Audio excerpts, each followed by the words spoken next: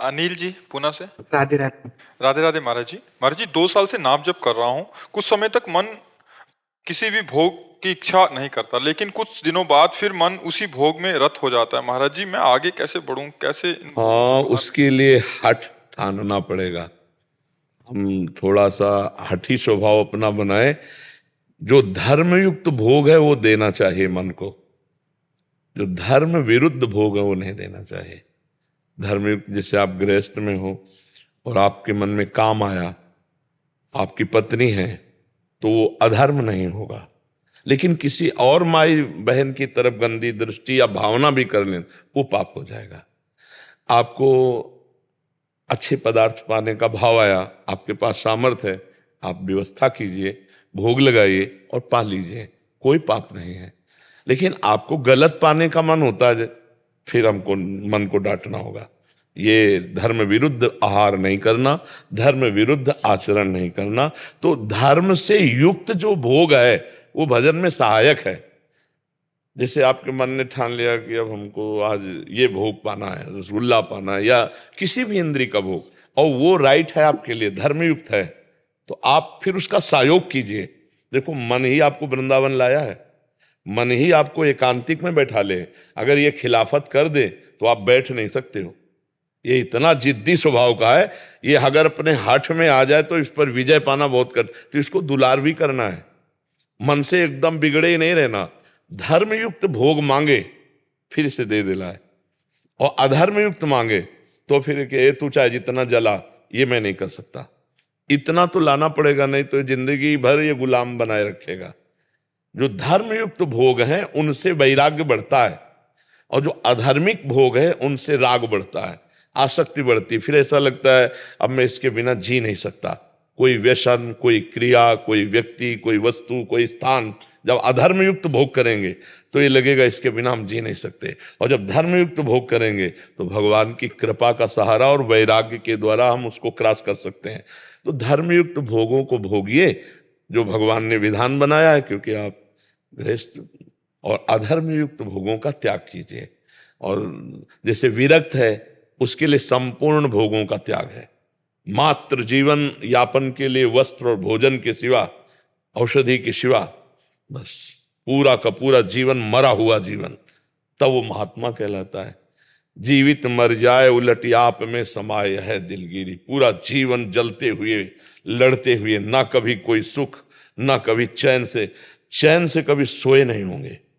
जब अभ्यास में निकले थे, बाबा जी बने थे, अभ्यास 15 मिनट लेट जाते तो ऐसा लगता कई घंटे हो गए क्या, और फौरन उठ करके बैठ के फिर आसन में भगवत चिंतन, एक लगन, एक अगन, फिर पूरे जीवन भर निर्विषय। ये बैलेंस बनाने वाला मार्ग नहीं है। फिर जो बैलेंस बनाने में पड़ जाते तो पाखंड होता है, दम्भ होता है। सही माने में भगवत मार्ग नहीं होता।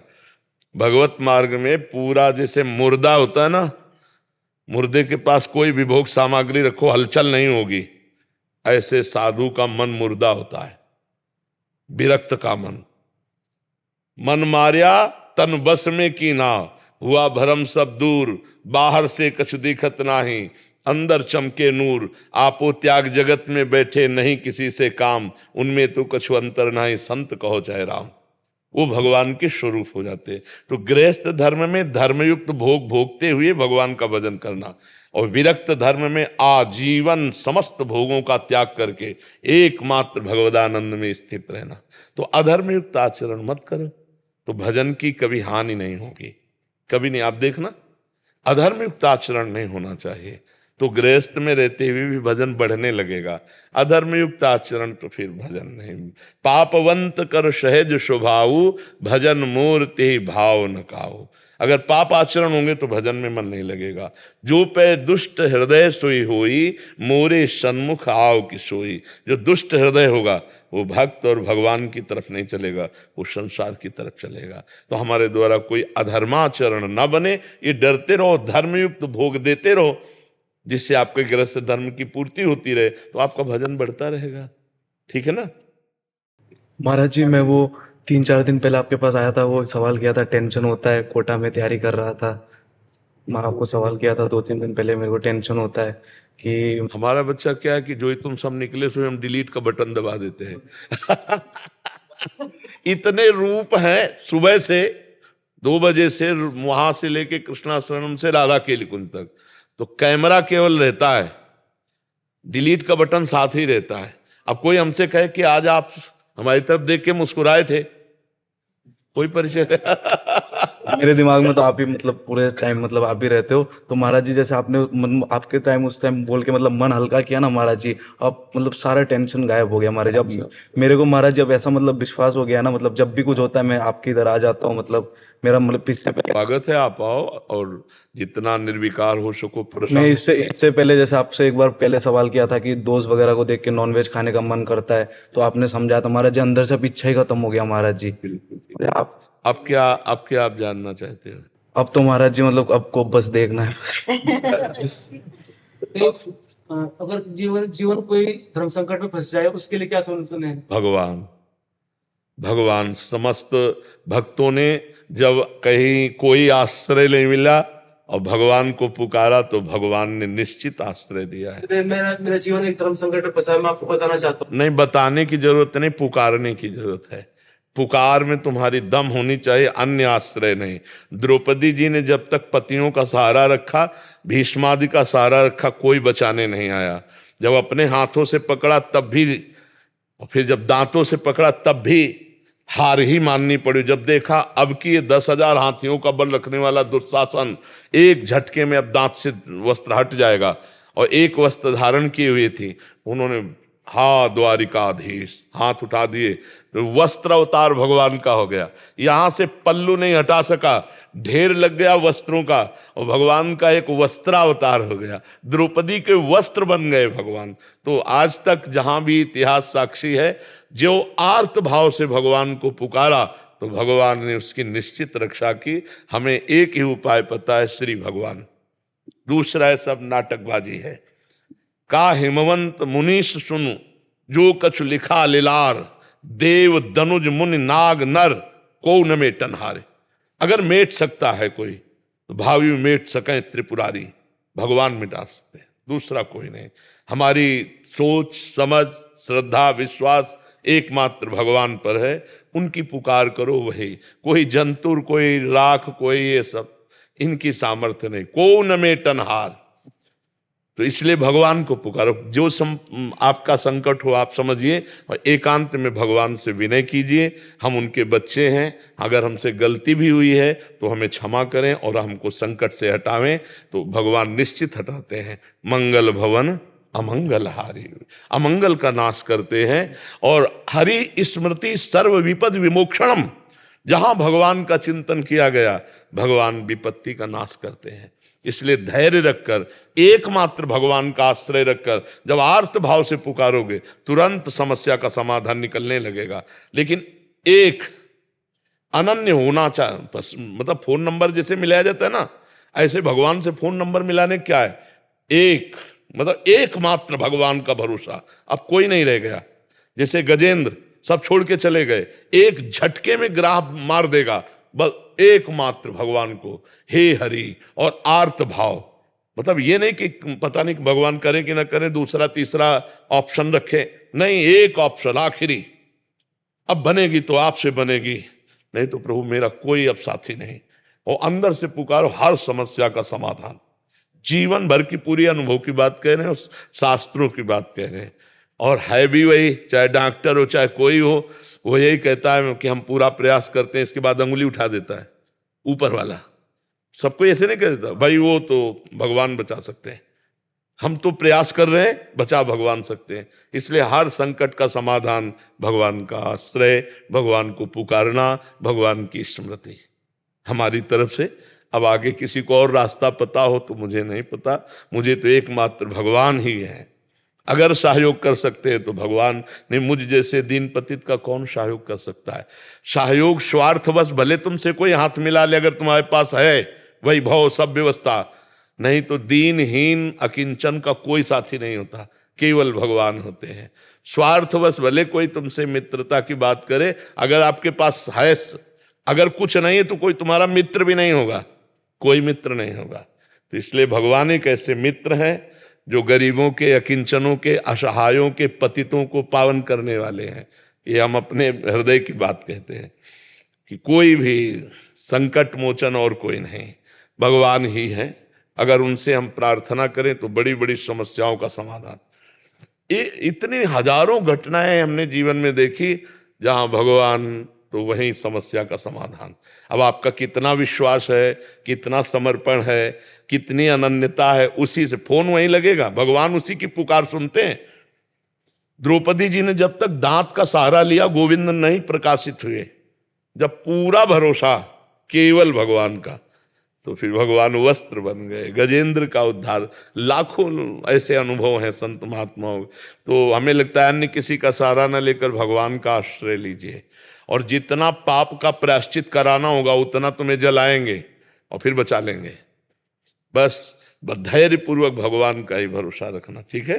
मैं गुरु की पूजा करता हूँ, वो मेरे थोड़ा काम में बिजी होने के कारण मैं कभी शाम को कभी सुबह को बहुत दिक्कत आ रही है। उसमें कोई मेरा पूजा में दोस्त तो नहीं लग रहा। कुछ नहीं यार, किसान आदमी, गृहस्थ आदमी, समझो पूजा का मतलब अगरबत्ती जलाना नहीं है, पूजा का आरती कर देना नहीं है, फावड़ा चलाना भी पूजा है, गोली चलाना भी पूजा है, अपने कर्तव्य पर निष्ठा से युक्त होकर हम व्यापार कर रहे हैं, नौकरी, ये सब पूजा है।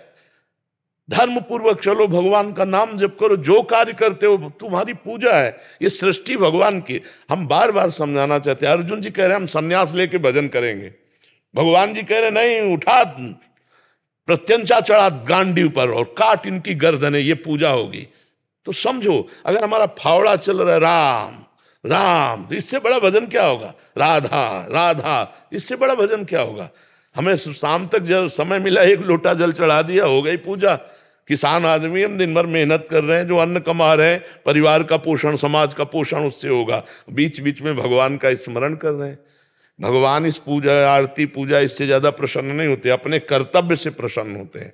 हाँ, कर्तव्य करते हुए आपके पास समय, आप कर लीजिए, नहीं है तो वो कर्तव्य ही पूजा है। अगर कर्तव्य में अधर्माचरण करे और फिर जाके खूब घंटी बजाए, आरती करे, कभी भगवान प्रसन्न होने वाले नहीं। अपने धर्म से चलो, कर्तव्य का पालन करो, नाम जप करो, कोई पूजा की बाहरी जरूरत नहीं, इसी से भगवान प्रसन्न हो जाए। अगर समय है तो गलत समय ना लगाकर गलत जगह भगवान की पूजा में लगा दो। नहीं, पूरी सृष्टि पूजा ही है। हम 12 बजे रात्रि से लगे, हमारी पूजा ही तो हो रही। आप लोग हमारी पूजा ही तो हैं। हमारे भगवान के रूप में आए, आप हमसे प्रश्न करते हैं, भगवत चर्चा हो रही, आप संतुष्ट होते हैं, हमारी हो गई पूजा। तो अलग अलग पूजा है, अलग अलग पूजा। एक किसान का हल जोतना, फावड़ा चलाना, नाम जप करते हुए भगवान के आश्रित रहना, हो गई पूजा। उसके लिए फुर्सत थोड़ी कि हम अगरबत्ती लगावे, मोमबत्ती लगावे। वो तो हल जोतेगा कि फावड़ा चलाएगा कि वहां बैठ करके पूजा खोलेगा। आप समझ रहे? एक आर्मी का जवान, सैकड़ों भगत हैं आर्मी के, एक आर्मी का जवान है, वो हर समय तैनात है। कब स्नान करे, कब उसको भोजन मिले, कब, ये सब नहीं। नाम जप करो, राष्ट्र को समर्पित हो, दुश्मन की छाती चीरो, यही है पूजा। अपने अपने कर्तव्य में दृढ़ हो जाओ, यही पूजा है, ठीक है। अशोक कुमार जी, लुधियाना, पंजाब से। राधे राधे महाराज जी। तुलसी मेरे राम को रीच जपो या खींच, भोम पड़े जाए सभी, उल्टा सभी सीधा बीच। अर्थात जब इतना सरल ढंग मार्ग स्वामी तुलसीदास जी ने बताया हो, तो हमें इतना दुर्लभ मार्ग क्यों बताया जाता है, या किस प्रकार के साधक के लिए स्वामी? कौन सा दुर्लभ? प्रपंच से चित्त हटाकर प्रभु में जोड़ना है। चाहे दुश्मन मान के भजो, चाहे स्वामी मान के भजो, चाहे प्रीतम मान के। दुश्मन मानो तो कंस और शिशुपाल की तरह, रात दिन रावण की तरह, रात दिन भगवदाकार वृत्ति केवल वैर से, अंतिम समय तक कहां राम रन तो पचारी। खिलवाड़ समझते हो भगवान में चित्त जोड़ना? कि इतना सहज जोड़ के तो दिखाओ, बहादुर हो तो। फिर ऐसे कैसे केवल बात पकड़ के प्रश्न थोड़ी बनता है। चित्त को जोड़ के दिखाओ 2-4 घंटे सच्चिदानंद प्रभु में। बहरे से जोड़ो, कामे से जोड़ो, प्रेम से जोड़ो, जोड़ के तो दिखाओ।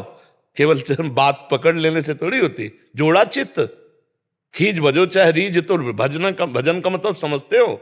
एक भी वृत्ति संसार की स्फुरित न होने पावे, हर समय भगवदाकार। कंस को सोते जागते उठते बैठते कृष्णाकार वृत्ति, गोपियों की कृष्णाकार वृत्ति, वो भजन ही प्रेम से, मुरारी पादार पिचित्त वृत्ति। ठीक वैसे ही वृत्ति कंस की है, लेकिन वो द्वेष से भज रहा है, इसलिए उसे परमानंद की अनुभूति नहीं हो रही। वो प्रेम से भज रही तो हर समय परमानंद में विकल है। भगवान का चिंतन निरंतर करना, चाहे श्री सुखदेव जी कहते हैं काम से, क्रोध से, द्वेष से, रिश्तेदारी से, नातेदारी से वृत्तियां सच्चिदानंद भगवान में जुड़ती हैं, इसलिए वो सच्चिदानंद स्वरूप हो जाता है। जोड़ के देखो, वृत्तियां जोड़ के देखो। जैसे कहा जाता है कि बड़ा दुर्लभ, जो आप शब्द बोले दुर्लभ, तो जोड़ के देखो ना, बहादुर हो तो। मनुष्य जीवन मिला इसीलिए, साधन धाम मोक्ष कर द्वारा। तो जोड़ो अपनी वृत्तियां, एक एक वृत्तियों को समेट कर सच्चिदानंद भगवान में स्थित कर दो, फिर प्रश्न का उत्तर अपने आप समझ में आ जाएगा। वृत्तियों को जोड़ना भाई इतना कठिन है कि हिमालय को उठा लेना सहज हो जा सकता है, लेकिन वृत्तियों को जोड़ना बहुत कठिन है। एक सेकंड में काममयी वृत्ति, एक सेकंड में लोभमयी वृत्ति, ऐसे ऐसे तरंगायमान हो रहे हैं साधक, जो लगे हैं वास्तविक, हार रहे हैं बार बार प्रभु को पुकार, जो ईमानदारी से लगे हैं, जो बैलेंस बना है ना भोगों का, उनको कोई परेशानी नहीं है। जब जो रसेंद्री जनेंद्री के भोग की मांग हुई, वो भोग लिया, उनको क्या परेशानी? परेशानी उनको है जिन्होंने अंतर्मुखता में आकर इंद्रियों की गुलामी और मन की गुलामी से मुक्त होने की ठानी है, उनकी बात है। अभी अंतर्मुख में बैठ के कभी युद्ध हुआ है क्या तुम्हारा? अभी नहीं हुआ। तो इसीलिए जिनका युद्ध हुआ वो कह रहे बहुत कठिन है। त्राहिमाम, हार गया नाथ में, हार गया, ऐसे खिलवाड़ समझते हो परमार्थ को। हाँ, गुरु कृपा पात्र है और कदम पे कदम मिला के चल रहा, उसके लिए खिलवाड़ हो जाएगा। गुरु प्रसन्न साहबन कूला, सतमार्ग में जब ठान लिया तो मृत्यु का भी भय नहीं रहता, तो इससे बढ़कर और कौन सी व्यथा हो सकती?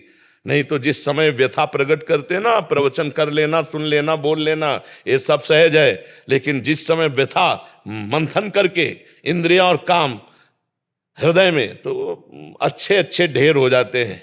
इसलिए भगवान ने लिखा, यम ही न व्यथ्यन्ते ते पुरुषम पुरुषर्षभ सम दुखा सुखाधीरम स्वमृतत्वाय कल्पते। जो व्यथित नहीं होता, कहने की बात अलग है भाई, उस व्यथा में जिस समय स्थिति होती है, वेग, काम का वेग, क्रोध का वेग, वाणी का वेग, उदर का वेग, ये सब वेग हैं। उस समय सब प्रवचन भूल जाते हैं, अच्छे अच्छे मुंह भरा गिरते हैं। बचते वही है जय राखे रघुवीर, ते उबरे तिहु कालम हो। जो भगवान की शरण में त्राहिमाम और भजन परायण है, भगवान उनको बचाते हैं। समझ पा रहे हो भाई? हाँ, संतों ने जो बात कही है वो बहुत सोच समझ के कही है। कटाक्ष रूप में जैसे बोले ले, तभी तो फिर हमारे शब्द है कि बहादुर हो, भगवान के अंश हो, जन्म हुआ है, जोड़ के देखो चित्त, पूरा जीवन उसी में अपने लोग जब लगा दिए ना, तो आज भी ऐसे ही है। हमारी बस नहीं, आप पकड़े हो तो मैं ले, आप छोड़ दे तो मैं ले, हमारी सत्ता ही नहीं है, हमारा अस्तित्व ही नहीं है। जैसे हमसे पूछा जाए कि आपकी साधना, तो बिल्कुल ऐसे है, हमारा कुछ नहीं, आप पकड़े हैं, आप पकड़े हैं तो हमारी सत्ता है, आप छोड़ दें तो अभी कुछ नहीं है, कुछ नहीं, आपसे है सब कुछ, आप ही आप है, मैं कुछ नहीं है। आपकी कृपा, चाहे गुरुदेव की कृपा को, चाहे हरि की कृपा को। बच्चा, चित्त जो हाहाकार मचता है, जिस समय जैसी चढ़ाई में खींचकर मन को परमात्मा में लगाने की कोशिश करो, फिसल करके हो जब विषयों की तरफ जाता है, तो जो साधक को पीड़ा होती है वो दूसरा नहीं जान सकता है। देखो, भंडारा खाना, इधर उधर मौज मस्ती, बहुत बढ़िया जीवन है, लेकिन प्रभु के लिए तड़पते हुए आंसू बहाना और चित्त को सदैव के लिए प्रभु के चरणों में समर्पित करना, उस साधक के देखो। हाँ, नारायण हरि भजन में पांचों न सुहात, विषय भोग, निद्रा, हंसी, जगत प्रीति, बहु बात, ये सब अच्छा नहीं लगता। हृदय जलता रहता है। इसी जलन पे प्रभु रीझ करके फिर कृपा की वर्षा करते हैं, तो आनंद सिंधु में वो डूबता है। ये ताप है पहला, अनर्थों का नाश इसी ताप से होता है। ये समस्त वासनाओं को निर्मूल करके, भस्म करके, ये भगवत प्रेम उदय करता है हृदय में। जो इस ताप को सह गया वही यम ही न व्यथ्यन्ते थे। इसलिए भगवान कह रहे, मात्रा स्पर्शास्तु कौन्ते शीतोष्ण सुख दुखदा आगमा पाइनो अनित्यास तास्तितिक्षस्व भारत। वेग आने पर सह जाए सो महात्मा, चाहे वो पैंट शर्ट में हो, चाहे भेष में हो। वेग आने, वेग के बाद तो सब ज्ञान करता है।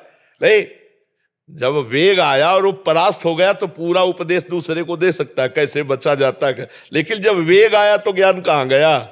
उस समय ज्ञान, ये पक्का समझ लो बच्चा। प्रवचन करता, प्रवचन बहुत ऐसा कि क्या कहना है, वो ज्ञान उस समय नहीं आएगा जो दूसरे को उपदेश देने के समय आ रहा था ना। अपना जब वेग आया तब क्या वो सही प्रवचन वही कि जब अपने में वेग आए और अपना उपदेश लागू करके इंद्रियों मन को काबू में कर लिया तो फिर प्रवचन ठीक रहा। लेकिन नहीं बच्चा, सभा में तो बोलना अलग बात है, एकांत में जब वेग आता है ना तो बड़े बड़ों को फैला देता है।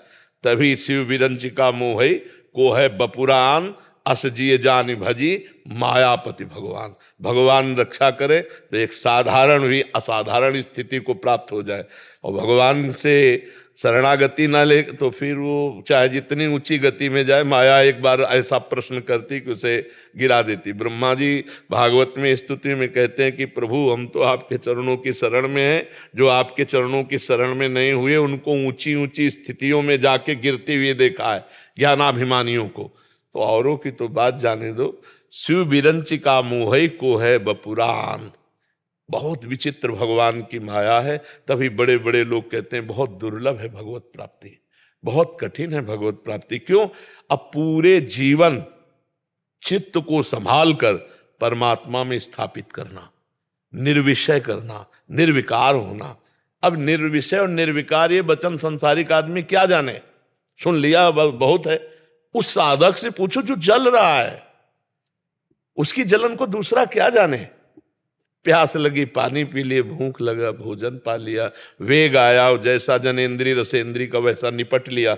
उससे पूछो जो हर इंद्रियों के वेग को सह रहा है, वो अंदर जो ताप है वही तपस्या है। उसी तपस्या से भगवान जीते। और ये बाहरी तपस्या नहीं, अंदर के ताप को जो सह जाता है। हाँ, तास्तितिक्षस्व भाग। संतों की जब आती कि संतों के लक्षणों की, किन संतों के चरणों की शरण में जाने से या उनकी आसक्ति से मोक्ष पदवी प्राप्त होती, तो भगवान कपिल देव जी के तितिक्षवा पहला कह रहे, तितिक्षवा कारुणिकाहा सुहृदा सर्वदेही नाम। पहला तितिक्षवा माने सहनशील, हर विषय को सह गया। मान अपमान निंदा स्तुति लाभ हानि सुख दुख सबसे। बहुत कठिन है बात करना, अलग बात है, कठिन है। बिल्कुल अंदर कुछ भी फर्क नहीं पड़ना चाहिए, ना हर्ष होना चाहिए ना शोक होना चाहिए। समान भाव से निकलो। खेल समझते हो इसे? चाहे जितना दूसरे को उपदेश करे, जब अपनी बात आती है ना तो स्थिति होगी तो आप डामाडोल नहीं होगे, और स्थिति नहीं होगी तो थोड़ी देर में अपनी असलियत में आ जाओगे और लड़ने लगेगा या आपको प्रताड़ित करने लगेगा। फेल हो गया। स्थिति नहीं है अंदर, केवल बातें हैं। और स्थिति है तो बड़े से बड़े दुख में भी वो विचलित नहीं होगा, बड़े से बड़ी परिस्थिति में विचलित नहीं। यही कठिनता है बच्चा। माँ पिता भाई बंधु पत्नी पुत्र परिवार धन संपत्ति सबका प्यार बटोर के भगवान के चरणों में समर्पित करना कितना कठिन। करके तो देखो। जननी जनक बंद सुतदारा तनु धन धाम सुहृद परिवारा सबकी ममता ताग बटोरी मम पद मन ही बांध बटोरी। बहुत कठिन है, बहुत कठिन है। मतलब तुम तो संसार में रह रहे हो तो तुम क्या जानो कि कठिनता किसे कहते हैं। साधना और साधक वही जान सकता है ऐसा। संत वास्तविक जो मार्ग है या भक्ति का जो मार्ग है बहुत कठिन मार्ग है। क्या कठिन? सबसे प्यार हटाना है, बस यही कठिन है। भगवान तो अपने थे, हैं, रहेंगे, वो तो आत्मस्वरूप है और है वो। फिर भी हमारी दुर्गति रुक रही क्या? यही छाती में है, हृदय में सबके हृदय अचत विकारी। भजन निरंतर भगवद स्मृति। अब ये करके देखो तब बात बन जाए। निरंतर भगवद स्मृति। हम कह रहे हैं 1 घंटा केवल हमको ऐसा दो कि कुछ और चिंतन नहीं हो पाएगा, बस करके दिखाओ।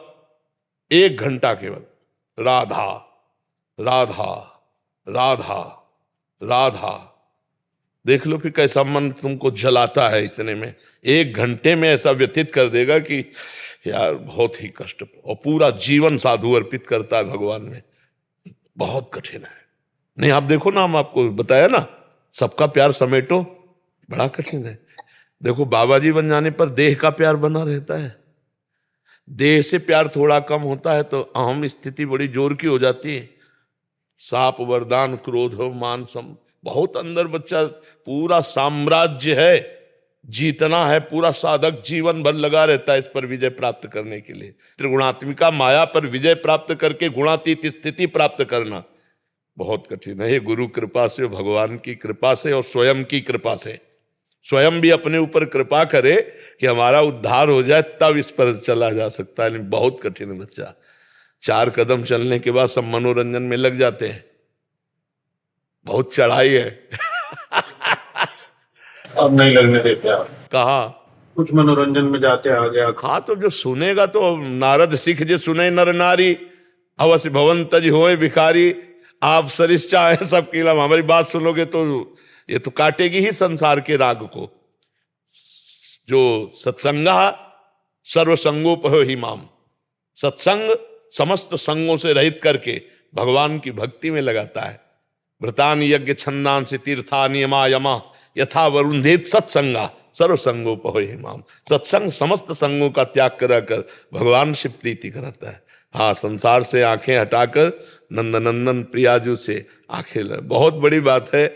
बस बात बन गई, मन आज्ञा पे चल गया, फिर निकल जाएगा, फिर कठिनता नहीं रहती। फिर तो रोज नया नया एक उत्साह, नवम नवम, उसी उत्साह में वो हर कष्ट सहता हुआ आगे निकल जाता है। पर चलो, नाम जप करो, ठीक है। हाँ, सुरभि मित्तल जी राजस्थान से। श्री हरिवंश महाराज जी। श्री हरिवंश महाराज जी, आपके चरणों में कोटि कोटि प्रणाम। महाराज जी, आत्मचिंतन और आत्म सुधार क्यों आवश्यक है? कैसे हम अपने जीवन को में आत्मचिंतन और आत्म सुधार कर सकते हैं? आत्म सुधार, आत्मा का कोई सुधार, ये तो लौकिक शब्द है, परमार्थिक शब्द नहीं। आत्म सुधार परमार्थिक शब्द नहीं है, क्योंकि आत्मा निर्विकार चैतन्य घन है, तो उसमें सुधारने की कोई जरूरत ही नहीं। सरल भाषा में गोस्वामी जी लिख रहे हैं, ईश्वर अंश जीव अविनाशी चेतन अमल, अमल माने निर्विकार, मल रहित, चेतन अमल सहज सुख राशि, उसका तो सुधार करना नहीं। अब जो शब्द लौकिक शब्द कहा जाता है, आत्मा का मतलब लिया जाता है अंतःकरण से। यहां जो लिया गया है वो अंतःकरण से लिया गया है कि आप अपने अंतःकरण का सुधार करो। और आत्मचिंतन का तात्पर्य है कि अंतःकरण में निरीक्षण करो कि आपका कितना सत चिंतन होता है, कितना असत चिंतन होता है। आत्मा का चिंतन नहीं होता, अपने आप से अपने आप का वो है। चिंतन रहित हो जाना ही आत्मा का चिंतन है। अंतःकरण की सामर्थ्य नहीं उसका चिंतन कर सके, वो अचिंत्य है। तो अंतःकरण का साक्षी जो है वो अपने आप से अपने आप का चिंतन है। जो चिंतन रहित स्थिति उसे आत्मचिंतन कहते हैं। किसका प्रश्न था? अच्छा, अब पता नहीं आप हमारी भाषा समझ पाओ, आध्यात्मिक की गूढ़ बात है।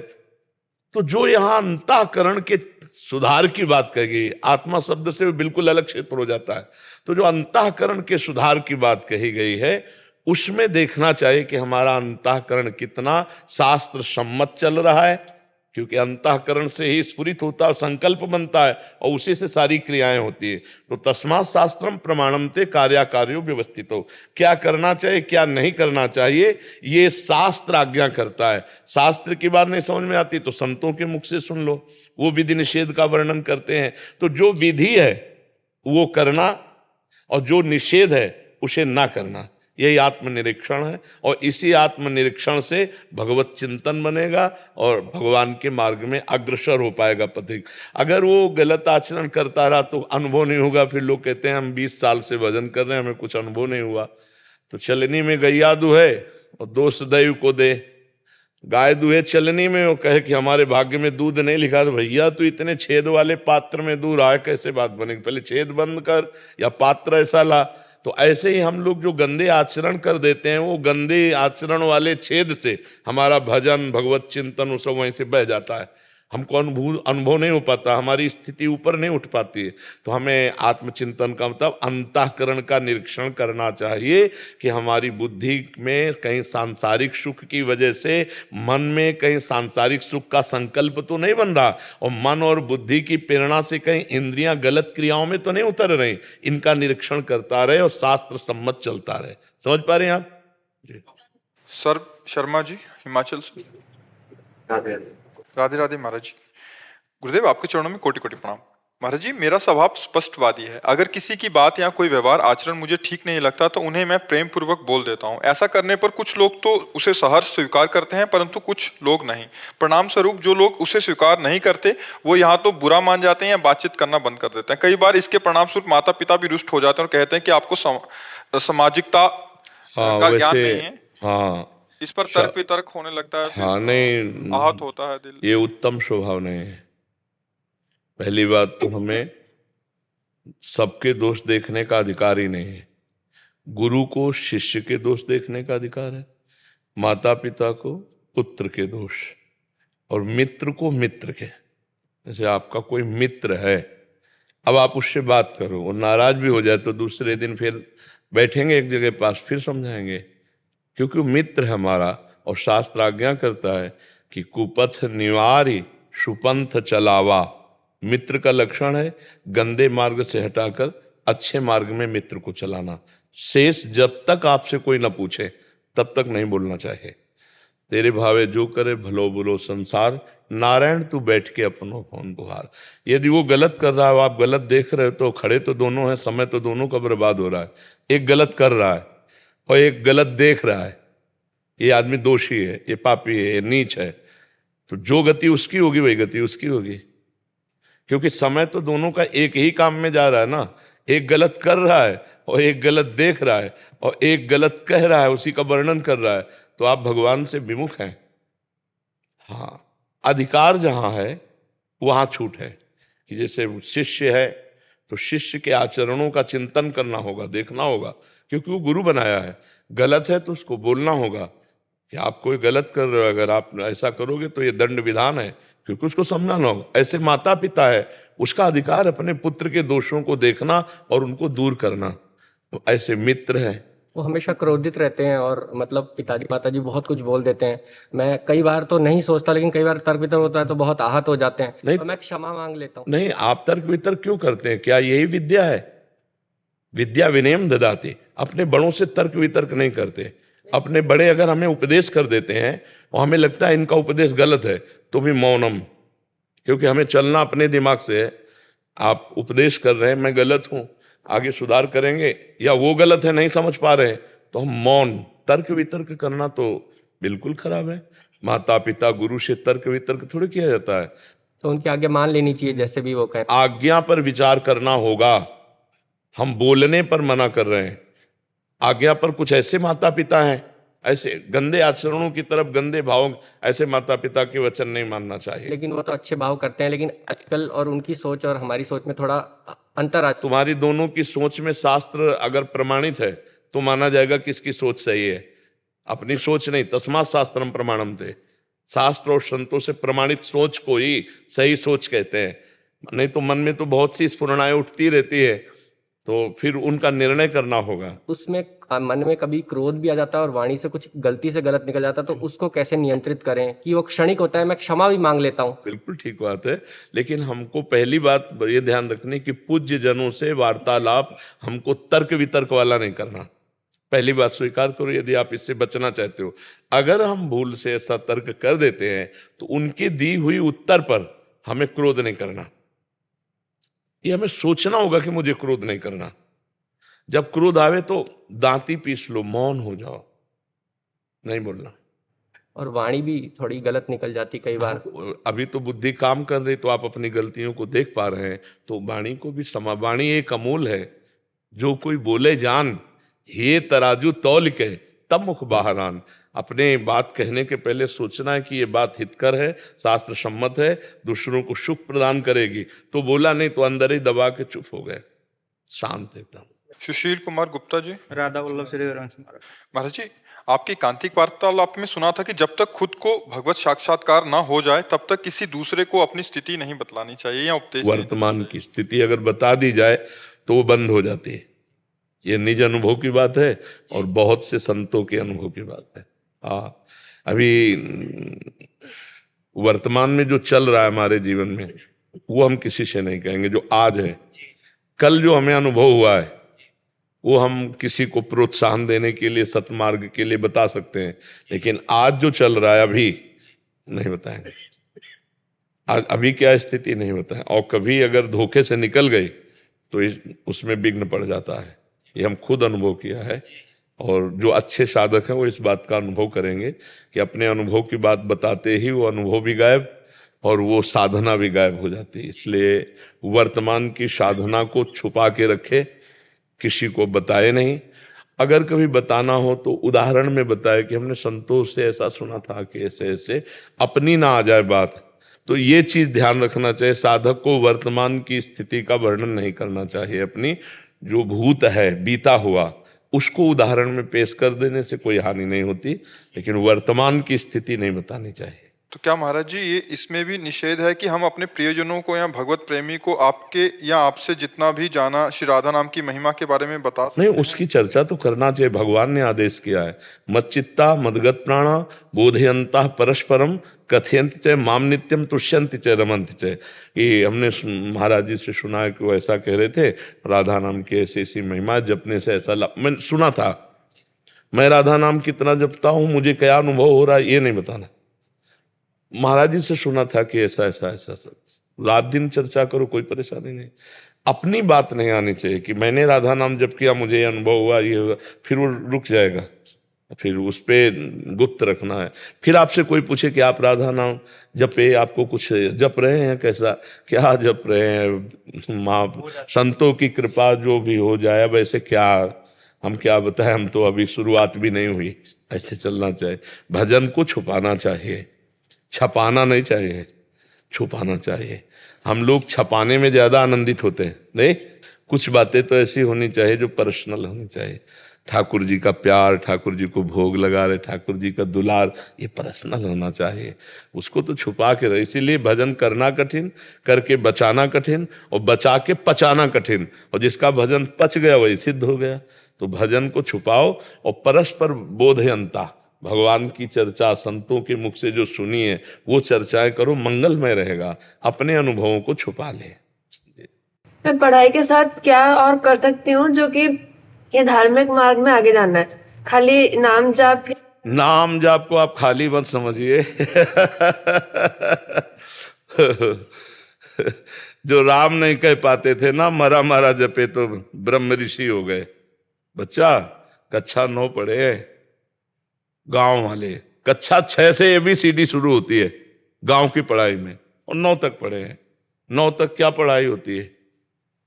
और आप प्रश्न उत्तर यहां कर ही रहे।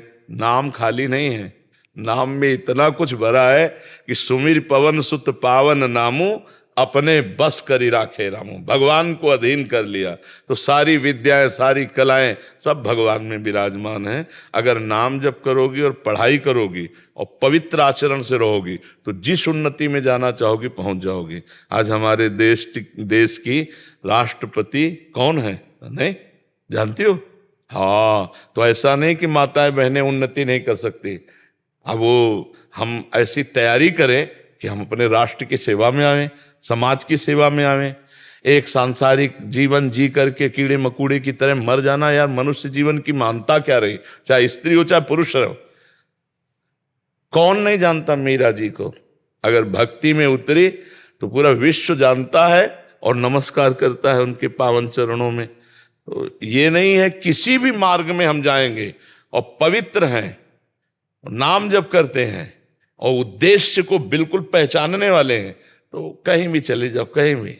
आज हमारे देश की रक्षा में भी बहनें खड़ी हैं, नहीं खड़ी? संगीन लिए हुए खड़ी, जहां 1 सेकंड में खोपड़ी उड़ा दी जाएगी और 1 सेकंड में खोपड़ी उड़ानी पड़ेगी। ऐसी स्थिति में तो क्या क्या कमी है? हमारा दिमाग कितना प्रवीण हो, सब बात बन जाएगी। उसको दिमाग को प्रवीण करने के लिए भगवत चिंतन, जिनका प्रवीण है और भजन नहीं कर रहे, तो पूर्व में उन्होंने तप किया है, दान किया है, पुण्य किया है, उसके बल से अभी हैं, लेकिन आगे फिर जीरो है। ये पुरानी खेती है। और जो आज नाम जप कर रहे हैं, धर्म से चल रहे हैं, कष्ट पा रहे हैं, इनकी ये खेती बहुत जोर की पीछे वाली गड़बड़ थी जो अभी उनको परेशान कर रही, लेकिन आगे चलकर उनका बहुत सुंदर जीवन होगा। तो इसलिए नाम जप को ना समझे कि क्या हो जाएगा और कोई धार्मिक प्रवृत्ति। नाम जप मात्र से सब कुछ हो जाएगा। खूब पढ़ाई को भी भगवान की पूजा समझो, पवित्र जिंदगी जीना सीखो। ये जो आजकल चला है गर्लफ्रेंड बॉयफ्रेंड, इसमें ना फंसे। अगर यहाँ कोई भी बच्चा हमारी बात माने तो इसमें ना फंसे। जब तक हमारा लक्ष्य ना बन जाए, लक्ष्य की प्राप्ति ना हो, तब तक विषय सेवन न करे और फिर किसी माता पिता परिवार की सलाह से उचित वर का वर्ण करके गृहस्थ धर्म में चला जाए, जैसे हमारी भारत की पद्धति है। ये दलित दुराएं अपवित्रता ना जीवन में आवे, नहीं बहुत खतरा है बच्चा इसमें। मतलब एक बार गलती करके आप किसी बॉयफ्रेंड से संग कर लिए, अब वो आपको अगर दुष्ट स्वभाव वाला है तो ब्लैकमेल करेगा। अपवित्र आचरण करके सुखी कैसे कोई हो सकता है? और नए नए बच्चों में बहुत, आज के जो वातावरण में ये बहुत गंदगी फैल रही। इसलिए जो भाई बहन हमारे पास आए, हमारी प्रार्थना है कि आप जब तक माता पिता की सहमति न हो तब तक किसी पुरुष का संग न करें, क्योंकि माता पिता जैसा दोस्त कोई नहीं होता, वो सही निर्णय बताएंगे। हमारा यदि कोई दोस्त बन रहा है तो हम अपने माता पिता से मिलाएं और उनकी अनुमति लेकर जब पाणी ग्रहण हो जाए तभी संग करें, नहीं संग ना करें। दोस्ती कर लो, कोई परेशानी नहीं। दोस्त तो स्कूल में बच्चे बच्चियां खेलो कूदो, लेकिन संग ना करें। संग का मतलब गंदी वृत्ति को ना धारण करें, वो तभी स्वीकार करें जब पाणी ग्रहण हो जाए, गृहस्थी में जाए। माता पिता का अगर आशीर्वाद, पहले तो देवी देवता ग्राम देवता सबकी पूजा होती थी, अब कहाँ बुद्धि रह गई? देवी देवता और ग्राम देवता पूजा अवसर नहीं है। पहले ही जब गंदी बातें हो रही, बहुत गलत है। हमारे भारत देश की परिपाटी नहीं है। तो इसलिए हमारी प्रार्थना, चरित्र पवित्र रखना, नाम जप करना, पढ़ाई को अपनी पूजा मानना, फिर आप आगे बढ़ के देख लेना कि उन्नति कैसे होती है। चरित्रहीन हमारे यहाँ पूजनीय नहीं होता। पुलस्त कुल में जन्मा था रावण, उत्तम कुल पुलस्त करनाती। चरित्रहीन होने के कारण राक्षस कहा गया। अरे ब्रह्म ऋषि की संतान है, ब्राह्मण है, कोई साधारण नहीं है, और बस आचरण बिगड़ गए तो राक्षस कहा गया। तो इसलिए आचरण, हम चरित्र अगर बिगड़ गया तो हमें बनारस में एक बार एक संत से मिलाने गए तो जज थे, बहुत ऊंची स्थिति उनकी थी। ऐसे जोर से हाथ पकड़ा, उस समय नवीन अवस्था थी, तो हमें अंग्रेजी नहीं आती क्योंकि गांव के पढ़े, तो उन्होंने कहा था, मतलब हिंदी में उसका अर्थ हमको दूसरे ने बताया था, वो गुड करेक्टर मतलब अच्छा चरित्र, और अंग्रेजी में कुछ बोला था उन्होंने कि जिसका करेक्टर सही है वही हमारे यहाँ वंदनीय और पूजनीय होता है, कभी टूटना नहीं, तुम्हारा चरित्र नहीं बिगड़ना चाहिए। उन्होंने शिक्षा दी थी, तुम्हारा चरित्र नहीं बिगड़ना चाहिए। तो गुरुजनों की कृपा से जीवन में ये बात ध्यान रखी कि चरित्र नहीं बिगड़ना चाहिए। चरित्र, हमारे यहाँ रामचरित गाया जाता है। क्यों? क्योंकि भगवान मर्यादा पुरुषोत्तम, इतना भी कभी धर्म विरुद्ध नहीं तो भगवान शिव का अनन्य उपासक रावण है। आज भी कहीं अभिषेक होगा तो उसका लिखित तांडव गाया जाएगा। जटाटवी गलत ज्वल प्रवाह पावित स्थले गोले लंब लंबितम भुजंग तुंग माल। ऐसा थोड़ी जैसे झूला झुलाया जाता है, ऐसे महादेव और पार्वती जी को 20 बार अपनी भुजाओं पर उठाकर ऐसे झुलाया है। कोई साधारण थोड़ी था, लेकिन चरित्र बिगड़ गया, चरित्र बिगड़। दूसरे की तरफ गंदी दृष्टि रखने वाला रावण, वो मार के भगवान ने उसको फेंक दिया। खोपड़ियों पर बंदर लात मारते थे जैसे फुटबॉल में मारा। तो मंदोदरी देख के कहा, राम विमुख हस हाल तुम्हारा, रहाल को कुल रोवल यारा। इसलिए सबको चरित्र पर ध्यान देना चाहिए, अपना चरित्र पवित्र हो। और नाम जब चल रहा हो, अपने कर्तव्य को पूजा समझो, चाहे वो किसानी हो, चाहे व्यापार हो, चाहे नौकरी हो, चाहे राष्ट्र सेवा हो। जो अपना कर्तव्य भगवान ने दिया वो हमारी पूजा है। हम अगरबत्ती लगावें, धूप बत्ती लगावें या ना लगावें, हम अपनी पूजा में अगर सत्य में हैं तो भगवान उसी से प्रसन्न हो जाएंगे। अब इधर अगरबत्ती लगा के उधर जाके बेईमानी करो तो अगरबत्ती के धुआं से भगवान थोड़ी प्रसन्न हो जाएंगे, है? तो ये बात है। राधे राधे महाराज जी। गुरुजी, मुझे झूठ बोलने की बुरी आदत है। मैंने बचपन से झूठ का सहारा लिया, चाहे बात छोटी हो या बड़ी, काफी सफाई से झूठ बोल लेता हूँ और फिर अपने आप पर गर्व करता हूँ। मुझे लगता है कि जब झूठ बोलने से आसानी से काम हो जाता तो सच क्यों बोलना? खुद को बचाने के लिए लोगों को।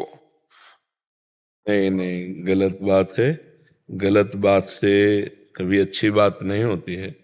2-4 जगह हैं जहाँ झूठ बोल देना चाहिए। आपके झूठ बोलने से किसी की जान बच रही है, आप बचा लीजिए। आपके झूठ बोलने से किसी का जीवन यापन बहुत जोर का हो जाएगा, झूठ बोल देते हैं। आपके झूठ बोलने से किसी कन्या का ब्याह हो जाता है, हम झूठ बोल देते हैं। 2-3-4 जगह ऐसी जगह हैं जहां झूठ बोलने से पाप नहीं लगता है। लेकिन हर समय झूठ बोलना तो नहीं, असत्य संपातक पुंजा, ये पाप भी है, झूठ बोलना पाप है। बहुत जगह ऐसे दोहा चौपाइयों में पाया जाता है, साच बराबर तप नहीं, झूठ बराबर पाप है, जाके हृदय साच है, ताके हृदय आप, कबीरदास जी का तो कई महापुरुषों ने कहा। तो जहां तक हमें बने तो सत्य वचन के द्वारा हम बात करें, झूठ क्यों बोलें, बेमतलब झूठ बोल देते हैं और उसको सोचते हैं कि हम बहुत सफाई से जैसे निकल गए। तो तुम्हारा मन तो गंदा हो रहा है। अच्छा, ये गंदा मन दूसरों को सफाई की बात करके तुम निकल गए, अब तुमको ऐसी जगह फंसाएगा जहां से तुम फिर निकल नहीं पाओगे, क्योंकि झूठ बोलने से मन मलिन होता है। कलयुग का उसके ऊपर विशेष आक्रमण होता है जो झूठ बोलता है। झूठे ही लेना, झूठे ही देना, झूठे ही भोजन, झूठ चबेना। श्री तुलसीदास जी ने रामचरितमानस में लिखा है, कलि का प्रभाव बढ़ेगा। तो कोशिश करो, हम ये नहीं कह रहे आज से सत्यवादी हरिश्चंद्र बन जाओ, कोशिश करो कि आपके द्वारा व्यर्थ वाला झूठ ना बोला जाए। कहाँ हो तो अगर हम वृंदावन बता देते हैं तो हमारी कोई हानि नहीं हो जाएगी है। हाँ, जो सत्य बात है वो कोशिश करें हम। जैसे कई लोगों ने कहा कि हम तो व्यापार में झूठ बोलना ही पड़ेगा, मुझे लगता है नहीं। जैसे आप कपड़े का व्यापार करते हो या कोई भी व्यापार करते हो तो सब कोई जानता है मुनाफा लेने के लिए व्यापार करता है, कोई किसी का नौकर नहीं है, उसके भी परिवार है, खर्चा है। अब आप ये झूठ क्यों बोलते हो कि कसम से कहते हैं ये 100 रुपया का पड़ता है, आपको 100 रुपया का दे देंगे, क्यों झूठ बोल रहे हो? 120 रुपया मीटर देंगे, बस आपको लेना है लीजिए, आपको नहीं लेना चले जाइए। सही ठोस बात रखोगे ना, कपड़ा सही और उसका मुनाफा लेकर दाम सही, तो लोग धीरे धीरे समझ जाएंगे कि यार, अब कसम खा के आपने कह दिया कि 100 रुपया का पड़ता है आपको दे देंगे, ऐसा कैसे झूठ बोल दिया? अब वही उसके लिए अपराध बन गया और वो जानता नहीं। आप फिक्स रखिए, सब कोई जानता है मुनाफे के लिए व्यापार होता है, तो झूठ बोलना जरूरी थोड़ी है। नहीं, बिल्कुल करेक्ट दाम रखिए, उसमें अपना मुनाफा जोड़कर। और देनहार भगवान है, जब आप सत्य पे चलोगे तो भगवान अपने आप व्यवस्था कर देते हैं।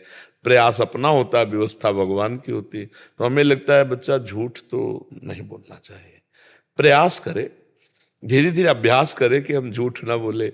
अब कई लोगों को मोबाइल झूठ बुलवाता है, हेलो कहाँ हो, बोले इस समय तो हम आगरे में है, बगल वाले घर में, आज तो नहीं मिल पाएंगे, आगरे में हैं हम, थोड़ा दूर हैं। ऐसा झूठ क्यों बोल दिया? भैया हमें नहीं मिलना, अभी हमें नहीं मिलना, खत्म खेल। हम झूठ क्यों बोलेंगे हम आगरे में? ऐसे तो बहुत से ऐसे झूठ हैं जो व्यर्थ के हैं, जिनको अगर हम सत्य बोले तो हमारी कोई हानि नहीं है उसमें। वैसे सत्य बोलने से हानि भी है भी नहीं। अगर हम गलत किए हैं, हम सत्य बोल देंगे तो हमारा सुधार हो जाएगा, हमें दंड मिलेगा, हम पवित्र हो जाएंगे, हमारी गंदी आदतें छूट जाएंगी। हम गंदी आदतों को बहुत सजा कर सत्य बोल करके और निकल जाते हैं, तो वो निकल नहीं गए, वो कर्म फंसाएगा कहीं ना कहीं, क्योंकि वो बचा हुआ है। और जैसे गलती हुई, हमने स्वीकार कर ली, हमसे गलती हो गई, अब वो गाली दे या हमें अपमानित करे तो हमारे कर्म का फल हो गया, और आगे से हम गलती करेंगे नहीं। तो सत्य तो भगवान का स्वरूप है, सच्चिदानंद रूप है। तो हमें लगता है बच्चा झूठ नहीं बोलना चाहिए। अभी कहीं ना कहीं आपकी बुद्धि शुद्ध है, जिससे आप अपने दोष को पकड़ पा रहे हैं, और तो उसको छोड़ भी दीजिए। जिस दोष को हमने अपने अंदर पकड़ा उसे धीरे धीरे छोड़ देते हैं, अभ्यास करते हैं सत्य बोलने का, सही बोलने का, तो भगवान आपको बल देंगे। ठीक है, और थोड़ा नाम जप कर लीजिएगा। नाम जप करते हैं, ये भी तो झूठ नहीं बोल रहे। हाँ, कितने मिनट करते? 5001 कर दे। बहुत सुंदर, धन्यवाद, और बढ़ाते रहिएगा आगे। ठीक है, आजकल काउंटर चला है बहुत अच्छा, उसमें मन लग जाएगा। अधिक से अधिक संख्या में नाम जपने का उसमें बहुत चाव बढ़ता है। वाहेगुरु का खालसा, वाहेगुरु जी की फतेह। बहुत कृपा, बहुत कृपा। लाओ श्री जी की कुछ प्रसादी वस्त्र, बहुत दिनों बाद दर्शन दिए आकर के। कौन?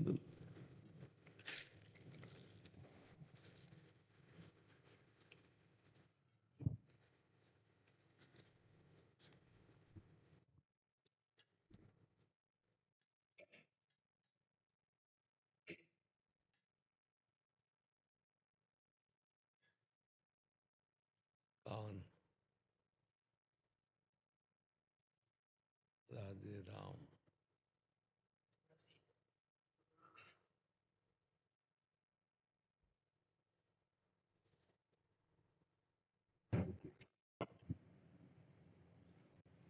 ये वाली पंक्ति गुरु नानक देव जी ने ना वृंदावन में उच्चारण की थी, जो गुरुद्वारा साहिब है, वहाँ पे 1 महीना रहे थे महाराज जी वृंदावन में।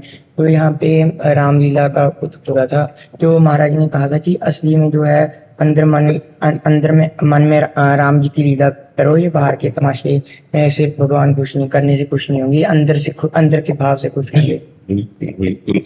अगर अंदर का भाव नहीं है ना तो बाहर से सुख नहीं मिल पाएगा। बाहर की लिए तो बात तो देखो, जो हम बाह्य पूजा करते हैं उसका फल होता है अंतर में घुसना, अंतर्मुख होना। हाँ, ये जितनी भी बाह्य सेवा, पूजा, तीर्थ याटन, इसीलिए गुरु नानक साहब की वाणी में बाह्य का महत्व नहीं है। बाह्य का नहीं कि आप जट्टा रखा लिए, आप लंगोटी पहन लिए, आप ये कर लिए और अंदर से आप शून्य हो, भजन नहीं है, परमात्मा का निरंतर चिंतन नहीं है। खास बात पकड़ करके गुरुवाणी जी कहते अंदर का चिंतन आपका क्या जी महाराज। आप मान लो बाहर से छवि पूज रहे हो, मूर्ति पूज रहे हो और अंदर परमात्मा को नहीं देख रहे हो किसी के, तो फिर इसके बाद मनमानी पापाचरण करो तो पूजा से मतलब क्या रह गया, है ना। अगर बाह्य पूजा को आप केवल भगवान मानते हो और अंदर आप अपने भगवान नहीं देखे, दूसरों के नहीं देखे, तो आपका व्यवहार गलत होगा। तो बाह्य पूजा का क्या फल मिला है? बाह्य पूजा का फल है अंतर्मुख हो जाना। हाँ, अंतर ही अंतर में परमात्मा चिंतन करते हुए शम में परमात्मा का दर्शन करना, ये सबसे बड़ी पूजा है। तो ये तो प्रारंभिक पूजा होती, जैसे बाहर की पूजा है, बाहर की ये सब बातें हैं, उसका फल होता है अंतर्मुख होना, अंतर्मुख होना। मेरा एक प्रश्न था जी, मेरा ब्रह्म ज्ञान क्या होता है, कैसे प्राप्त होएगा जी, इसे प्राप्त करके अनुभव कैसा होता है? हाँ, इस तीनों बातों को तो 2 मिनट बैठ जा, फिर बैठ, हाँ बैठ जा। ब्रह्म ज्ञान आत्मस्वरूप, जो अपनी आत्मा है, जो मैं हूं, ये तो है नहीं, ये तो ढांचा पांच भौतिक है। ये ब्रह्म ज्ञान में इसका त्याग किया गया है, शरीर का राग त्याग किया गया है, और मन और इंद्रियों के जो भोग हैं वो मेरे नहीं हैं, मन और इंद्रियों के हैं। एक है ये स्थूल शरीर और एक है सूक्ष्म शरीर। सूक्ष्म शरीर का अनुभव होता है जब स्थूल शरीर सोया होता है, और स्वप्न में जो शरीर होता है स्वाप्निक, वो केवल सूक्ष्म शरीर होता है। उसमें हम देखते हैं कि अच्छा बुरा, मार पीट, सुख दुख, लेकिन ये स्थूल शरीर तो सैया में आराम से सोया होता है, लेकिन स्वप्न में जो सुख दुख का अनुभव होता है वो होता है सूक्ष्म शरीर से। और फिर है कारण शरीर।